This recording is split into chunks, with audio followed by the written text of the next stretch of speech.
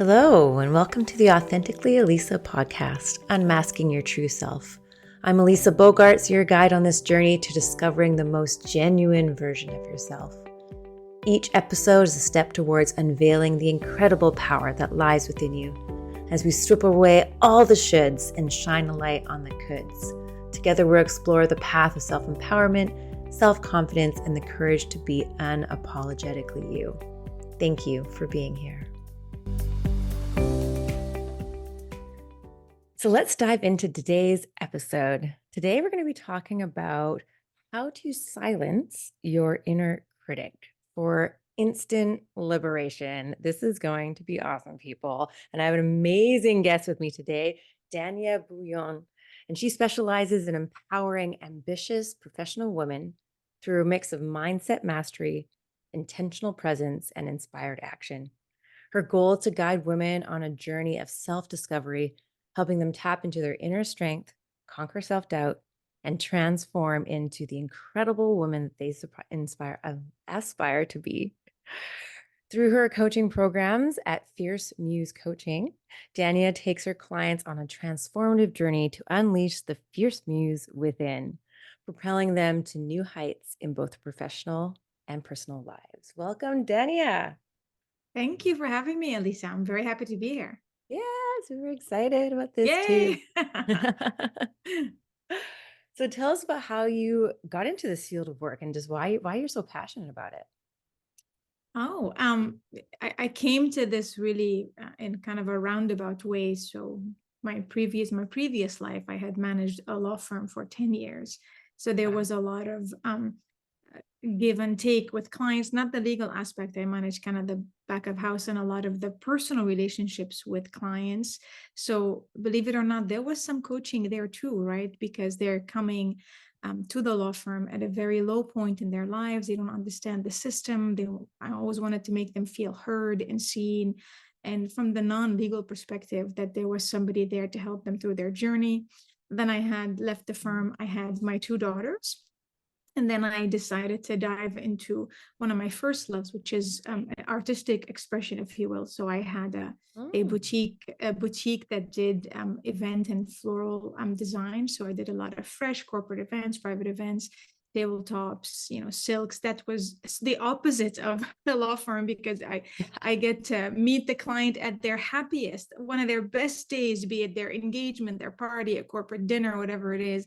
But it was also a lot of coaching because it's taking someone's idea and helping flesh it out into something they can see, they can smell, they can look at. So there was a lot of that as well. And then, Right. Yeah. And also like a stressful time as well. If you are doing, say, like a wedding or yeah, something, like it's an right. amazing time, but also, yeah, stressful. Absolutely, Yeah. absolutely. And then the pandemic came and the great equalizer. Nobody was having any events or any weddings or any corporate Right. anything. So it gave us all some time to think about who we are, what we wanted, what is next in our lives. And I think coaching, it calls you. You don't pick it, it picks you. And I feel like I've always been my friend's therapist, my siblings' therapist. I've always been privileged to be that person they come to listen and to hear them out. So that's kind of what I decided. Went back to school, got certified, and here I am doing hopefully what I think is my purpose in life. Amazing. I love that journey. Yeah. And it's interesting how the coaching has kind of Yeah, been through it the whole way. right. And so, what brought you to want to, empower women and do that work there through their self-discovery and the strengthening themselves and all that? I think it's a language that I speak, right? Because I think most coaches coach based on some kind of personal journey. So you coached from lived experience, which is different than consulting. So for me, I feel the most important thing for a woman is her relationship with herself. That intimate, longest lasting relationship is the one you have with yourself, but it's fraught with so many ups and downs, and it has layers upon layers of things that render it kind of confusing. And then you end up having a divide between you and your real self on the inside. And I did for this is why it's important to me to coach women and coach them in that because it's something I lived. And if I were to boil it down to perhaps my biggest why, or my true bedrock reason is I don't want any woman to be down a path that's maybe decades long, that she did not choose authentically herself, but the path was chosen for her by her inner critic, by her fears, or even worse, by her wounds. Because down this path, you will never meet the authentic you. You are never going to meet your potential. And so it's about making a U-turn coming out of that and stepping into the light of your higher self, if you will. And so this is the heart of the work that I feel really privileged and called upon to do. Oh, that's so beautiful. Thank you. I love that. And so yes, you help women sort of, yeah, find their kind of true authenticity and step into that. And so what does it mean to you? What does authenticity mean to you? Ooh, it's such an intimate and personal definition, I think, for each one of us, what authenticity is. But maybe it's twofold for me. I think to be authentic is first and foremost within oneself, and this is where the real work is. To be authentic within yourself, to figure out who you are, who you're not, who you would like to be, and what's it gonna take to become that. So there's authenticity within oneself, and then this kind of approach that you have with the world, but it's bolstered by vulnerability, because in order to be fully you, you have to accept your own vulnerability and then meet the world with that. And I'm not saying with all of your wounds on display, hardly, but I Mhm. feel vulnerable enough to own who you are, where you are in your journey, and then lead with that. And it's amazing because it makes people feel like they can be vulnerable as well. So they meet you somewhere in the middle and they bring de facto their authenticity. So it makes the approach or the connection very different, not superficial at all, but quite a bit deeper. So that's kind of what it means to me. Oh yeah, I love that. Thank you for sharing that. And I think it's Thank you. true. It kind of brings that deeper level forward, Yeah, and it can be hard to do, and also not everyone's entirely comfortable with it, like there's all these sort of absolutely. rules and sort of guidelines, and it can be hard to just be like, you know what, like it's okay. I'm gonna do me.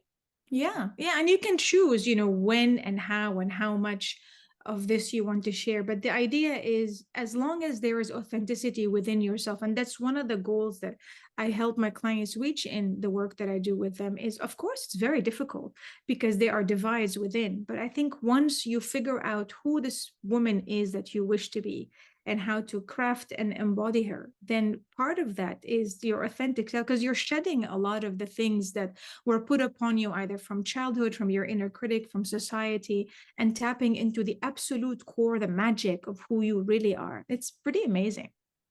It is amazing, and it's I don't know if sad's the right word, but Mm, how that can be, like, when I think about me, like, back in my childhood, like, I think that when we're mhm. like, so young that we have that, and then it gets, you know, clouded or changed or whatever, like, life happens, and then yeah, and so it's like, and then now as, like, women, we have to, as adults, go back and kind of find that sort of that essence. What is that, and what does it mean to me now? Yeah. So Yeah, talking that's about beautiful that you said sad. I love that. It actually kind of gave me chills. You're right, because at the very core of it, some of it comes from way, way back then in your childhood. And yeah, some of it is born from some either trauma, micro trauma, who knows what it is. So yeah, there's a lot of emotional stuff and baggage that we've buried somewhere along the way that has to be processed before you're able to kind of move to the next level. So yeah, I appreciate that. yeah, and to like unveil that Yeah, beautiful essence that we have that's in there, and definitely when we were younger was just what we were, it yeah. was it was upfront. It was like, yeah. Yeah, so tell us about this inner critic. Oh, oh, the companion of all of us. Right. So the inner critic is, think of it as that kind of inner narrative, that inner voice that's always on, that you can't seem to turn off, turn down. It's usually she's very unkind with the way she's talking, and the way she's thinking, and it's always in the background judging. It's almost the outer voice of your judge, and it's constantly giving you pointers how you should have done this, you could have done that, you're not good about this, they're going to find out you're an imposter. So it's constantly on in the background. And we are so used to it that you begin to identify with that voice as yours or your truth. And it's neither. It is neither the authentic you, nor is it your truth. It is just a representation, a voice of the thoughts you are having. And you are assigning these thoughts some kind of power by giving them the voice, by giving them the power, the importance. And then in turn, your body gets to feel the brunt of that thought in a physiological response. So it's a hideous cocktail of Mm. things. And the idea is this inner critic is really old. It's a part of the brain, and men and women have it. It's not just a woman's issue at all. And, perhaps we can get into a little bit later why it is more, it's louder and meaner in women. And it's even more important for us as women to work out a solution to tame it or silence it. But in general, it is something that's very old, that the brain, it's like a failsafe, if you will, from our evolutionary days, where the brain's job is to keep you safe, to keep you in your comfort zone, so that you don't run about outside the cave and get eaten by a tiger. Right. Right. So it wants to limit you, to keep you safe. But by the same token, now there are no saber-toothed tigers, but it's still keeping you so comfortable in your zone, it's clipping your wings effectively, right? Yeah, So, totally. with that, it's very old, and it's been with us, like you said, since childhood. Yeah. Yeah. And it's so interesting sometimes. Um, like it I love it when you become aware of this judge, as you mentioned, and then once you kind of, then you can start to be aware that it's happening, and you're like, oh yeah, there you are. Hey, judge. And I noticed that Absolutely. my judge comes up um in like arguments. So Mm, like I almost like imagine somebody arguing with me about something, but it's obviously something that like I did that I'm judging myself for. But then in my mhm. head, I play this scene that somebody else is judging me and they're arguing with me about it. And I'm like defending myself. So I have this like argument in my mind as if it's like Yeah. somebody maybe even that I know. And then after I have to stop myself, I'm like, Elisa, nobody's arguing with you right now. Yeah, it's so true though. It's totally true, because so there are usually two types of inner judge. One, like yours, a really loud, berating, argumentative judge. And then you have another one, the one sadly I have, and she's so reclusive and rude, and I'm almost not worth her time. There's kind of a looking down upon you. So you have, we get to have one or the other, sometimes a little bit of both, but yeah, and I think it's really important to not identify with the judge, and to have that awareness, learn to be aware that it's a thing on its own, and you are not it, you are you, and there's a difference and a distance. And with work, you have control. That's the ultimate goal, is to have agency over the chatter within.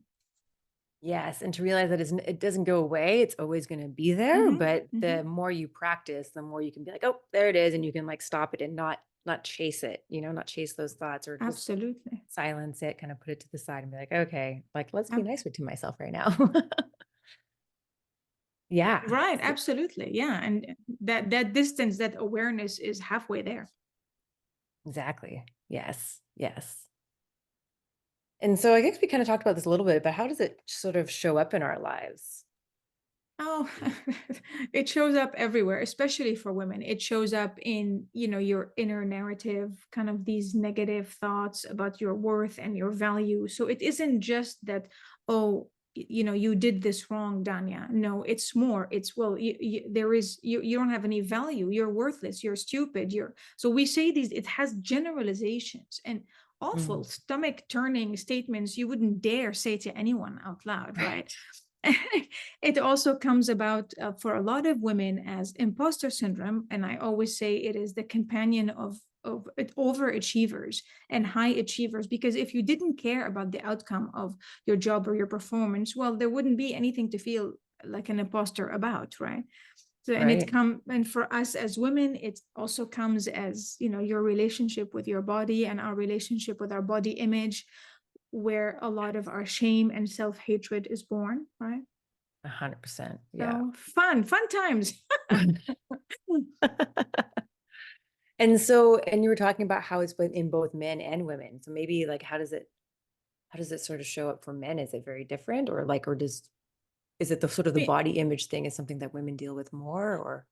I mean, I believe so. And not to generalize, but men and women are really quite different, and the world treats us quite different. So, yes, originally your inner critic is probably about 8 or 9 years old. So it has been created and crafted from trauma or responses or things you've heard, experiences you've had as a child and in your formative years. So that part is similar. And the fact that your brain is created to think, that's all it does all day long, is just think. So that's similar. But how we internalize that, it is my belief that our inner critic is different than men's, in that it takes your entire value into question, not just the thing itself or the event it's criticizing. And you take that and you magnify it, but on top of it you layer societal, socioeconomic, cultural, religious things that are required and or put upon women. And so you have to deal with a really a double whammy. Not only do we have the world judging us and asking us to work twice as hard to show up just where everybody else is, but we are doing that internally as well. So it's no wonder we're so stressed out. No wonder, right? Yeah, absolutely. And just exhausted all the time. Yeah. It'd be a Yeah. It lot. takes a lot just to get through all the nonsense that you're hearing and listening to within, and trying to find a way to say, no, that's not true. No, I don't believe it. It's such energy spent. It's like a program that's running constantly in the background, and it's zapping literally the very essence of you. And this is where the work is, to try and reclaim that power. Yes, exactly. Yeah. And so what can be done to try and silence this inner critic so we can have like, like you said, like this instant sort of liberation and to kind of let go of that heavy weight that it just drags us down. Absolutely. Absolutely. And there are many things. There are short-term things that you can do kind of in the moment, right? When you're struggling with some pretty bad thought right there and then, and it's about to hijack the decision you're going to make. I've created like a little 7-step, if you will, process that within 5 minutes, just walk yourself through it and you're able to think. But then longer term, there are many tools one can learn. But beyond just the tools, it's really a mindset issue. So let me kind of talk a little bit about that. So Yeah. the core, the absolute anchor to how you're going to silence or control your critic is to recreate, reinvent, and strengthen your relationship with yourself. That is number one. And the reason why is, within all of us is a cast of characters: the judge, multiple saboteurs, the avoider, the victim, the wounded child, the this, the that. So think of it as before you, when you go to the symphony and all of the musicians are tuning their instruments before it begins, it's absolute cacophony. Like, it's not music, it's noise, until a conductor steps up. A conductor comes in and takes this noise and turns it to music. So my hope for my clients is to find the fierce muse, their fierce muse, the woman they aspire to be. She's the conductor, and when she takes the stage, then all of these characters fall into place, if you will, and it becomes music. The music meaning the thoughts within your head, your relationship with yourself will become much smoother because she's the boss. She's in charge. So the bedrock is that. Then you layer on learning to see yourself with compassion, to see yourself and the world with gratitude, to have build awareness. We learn mindfulness through meditation and breath work, so that you can drop out of the chatter in your head into your body and give your mind just a little bit of a break, and feel the effect physiologically, and be able to counteract the anxiety. Because have you ever had a negative thought, then you feel anxiety in your body, then you're anxious about the anxiety, which makes you have more thoughts, which makes you have more anxiety. Right? Right. It's So a vicious circle. it is. So trying to kind of break out of that. And it takes a little bit of work, but you're worth it. We are worth the work. Yes, we absolutely are. And yeah, it's just as important as, cooking your own food or going to the Mm-hmm. gym or Yeah. whatever it is, like taking care of your body. You also need to take care of your mind and do those practices. Absolutely. But you only have you, and the universe created only you, one version of you, the one that is here now. And there'll never be another one of you. There was never another one of you before. So I always say there's almost magic. It's miraculous that is Mhm. it that we are here individually as we are. So absolutely you are worth your own effort. Yes, we totally are. And so you talked earlier about the 7 steps that you could do in 5 minutes. Would you mind taking us through that? Sure, of course.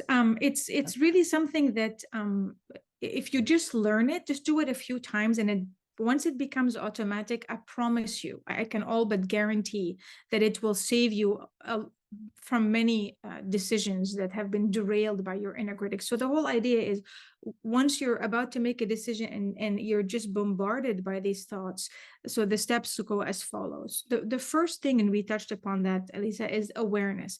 Just that the moment you start feeling like, okay, what's going on, you stop and you say, oh, I'm having this thought versus I am this thought.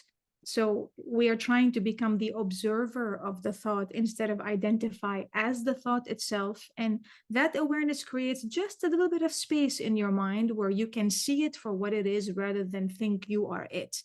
So this awareness is to enable you, if you will, to recapture the narrative right before the inner critic is about to take it and run with it. So Mhm. once you have this awareness, the next step right after, it may sound very simple, it's deceptively simple, but it's crucially important, is to pause and breathe. Once you pause, you're taking ownership of that split second. And then you take in a couple deep breaths, in for 4, hold at the top, out for 4.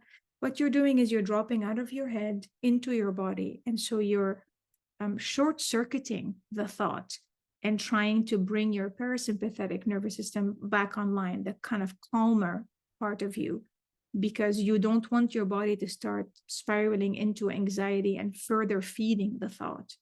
Then the third step is really where the shift starts to happen, is you're going to challenge this thought inwardly. You're going to say, well, wait a minute, am I really unable to do this? Do I really not know at all what I'm doing? Do I really mess up every presentation?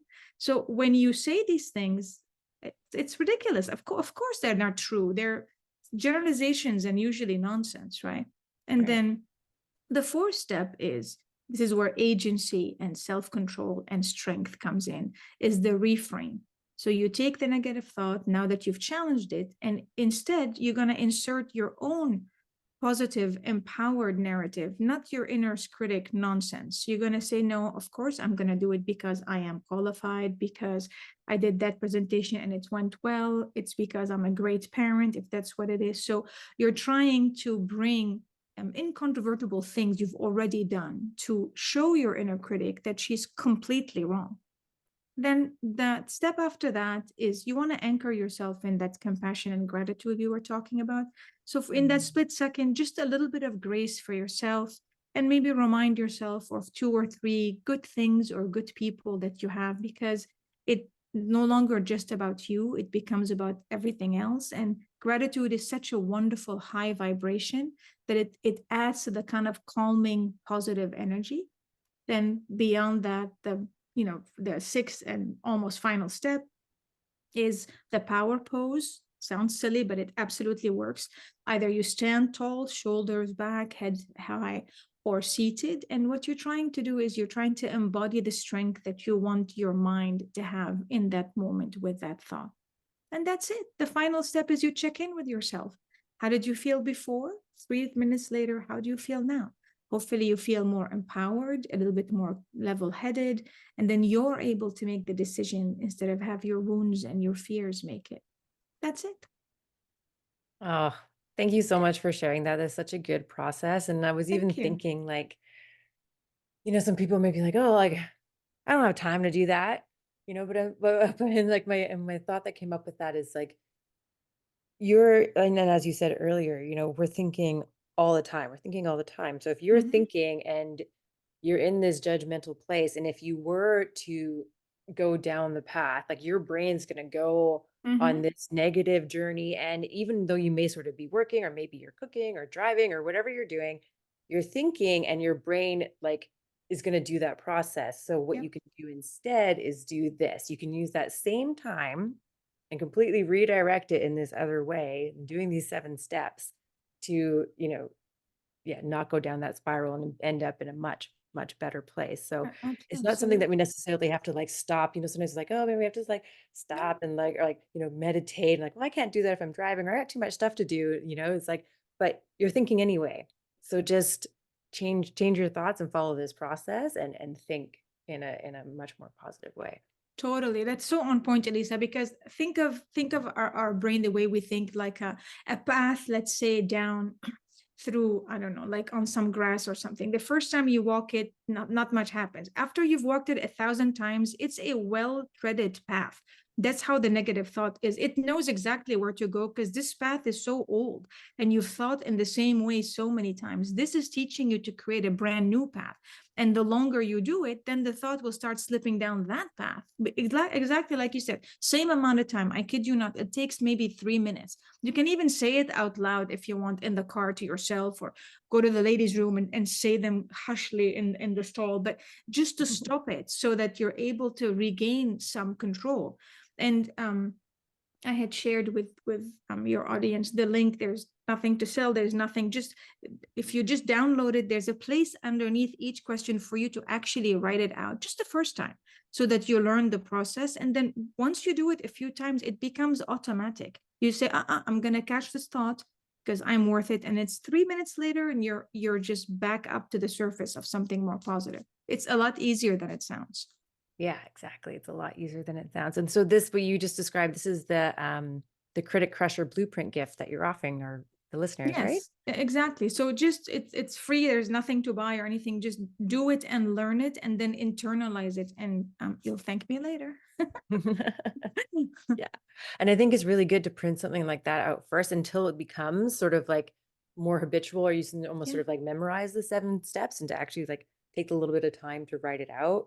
yeah. And if you're able to, because I know that yeah, whenever I've sort of learned something like this too, like usually I like I'm sort of dependent on having to reference it, but then after a while it actually just becomes more of a habit and you know exactly what to do and you can Right, take yourself right. through it. This is a great starting point. Thank you for sharing that. Thank you. Yeah. So just to kind of recap of everything that we talked today, we talked about um this inner critic that is like the companion of all of us. We all have it within ourselves. And and it really just takes you on this ride, this judge, and it's there's sort of one ways of looking at the judge, right? The argumentative one, and then also like the rude one that sort of like Mm, you're not even worth your own time. mm-hmm. And one of the main things that you can do is to really strengthen your relationship with yourself, to start on this sort of journey of silencing that inner critic. And then we learn this amazing 7 step strategy to silence inner critic right in the moment so that you can really, have feel liberated in that moment. And Danny has given us an amazing gift where you can download it and actually like work it through it pen and paper. So it's Right. just such a great talk. Thank you so Yeah. much. It's Thank you. So where can our listeners find you online? So you can find me at my LinkedIn profile, and it's just LinkedIn Dania dash Baayoun. I think I put in there my email address as well. And if you download the gift, there's my email and phone number there as well. And primarily, I think if people are interested in helping themselves figure out how to get out of this kind of thing, this noise voice that needs to be muted, then just email me, and I have a 6-week program that I can share some information about that as well. Perfect. And I think also I have your Calendly link that they could Yes. chat with you as well. Yeah. Perfect. Yeah. Just book some time, and I always call it a virtual coffee where we can talk about your muse, your Yeah. inner muse. So do you have any final words of wisdom to finish us off with today? I do. Actually, I like to leave your listeners with a couple of questions. Mm. So I would like them for a moment to think, what would their decisions look like? What would their choices be? Perhaps what would their lives look like if they became their fierce muse and they allowed her to make the pivotal decisions and choices in life instead of allowing their inner critics to make these choices? I would argue they would be unstoppable. They'd be magic. I agree. I totally agree. Yeah. And yeah, there's so much that we don't do in our lives and hold ourselves back. And I think it all stems from this inner critic. There may be sort of external criticisms or pressures, but also I think that, you know, you can make anything happen in your life, and in the end, it's actually going to be you that does it, right? So you that stops yourself or you that pushes yourself forward. So 100%. Because honestly, the only opinion of you that will ever matter is the one you have of yourself. and that is the perfect way to end. Thank you so much, Dania, today for Thank being you, on Lisa, my for show. having me. Thank you. It was a pleasure. Thank you for having me. Thank you so much for listening to this episode. I hope it inspired you to live a more authentic life. I'd love your help in inspiring more people to live authentically, so please follow, rate, and leave a review so we can create a ripple effect of authenticity. Until next time, stay true to you, be bold, and thrive on your own terms. This is Elisa, signing off authentically.